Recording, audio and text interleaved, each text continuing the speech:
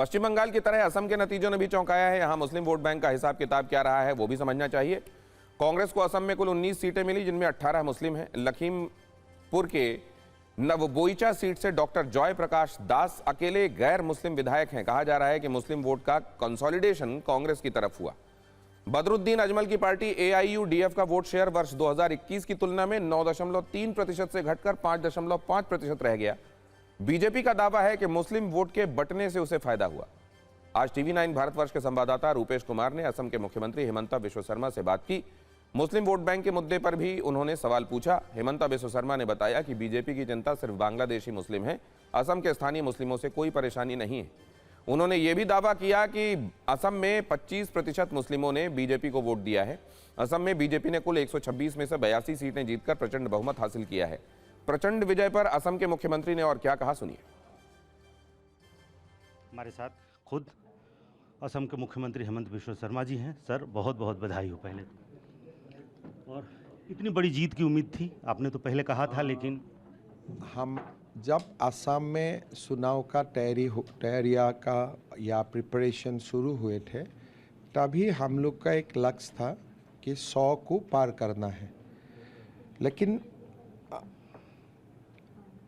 ये इतना ज़्यादा ऊपर का टारगेट था, तो कभी कभी हम लोग भी सोचते थे कि ये संभव क्या हो पाएगा। लेकिन भगवान का कृपा था, असम का जनता ने आशीर्वाद दिया, हमने 100 को भी पार किया। ये आपका विकास 5 वर्षों का और एक हिंदुत्व, या ये कहें कि हार्ड हिंदुत्व का जो आपका लाइन है, क्या उसकी वजह से आपने कल कहा था कि हमको हिंदुओं ने जितना सीट देना था उतना सीट दे दिया? देखिए, असम का एक होते हैं हर चुनाव में कि हिंदू मेजॉरिटी सीट कितना है और मुस्लिम मेजॉरिटी सीट कितना है। हम असम में जितना हिंदू जिता सकते थे, अब तो 100% हमें जिताया है। लेकिन मुसलमानों ने कांग्रेस को जितना जिता सकते थे इतना नहीं जिताया है। मतलब हमने हिंदू का 100% वोट मिले और मुसलमान का भी वोट हमें मिला। मुसलमानों ने वोट किया? हाँ, खोल के किए।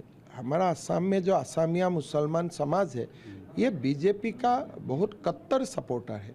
लेकिन आप कहते रहे कि हमें मुसलमान वोट नहीं देता है या नहीं चाहिए। मैं बोलता हूँ बांग्लादेशी मुसलमान का, मैं कभी मुसलमान शब्द इस्तेमाल नहीं करता हूँ। साथ में जो बांग्लादेशी वर्ड है वो लोग ड्रॉप कर देते हैं। लेकिन बांग्लादेशी मुसलमान का वोट हमें नहीं चाहिए, कि इसलिए उनको तो हमें भगाना है, उनका वोट लेके क्या करेगा।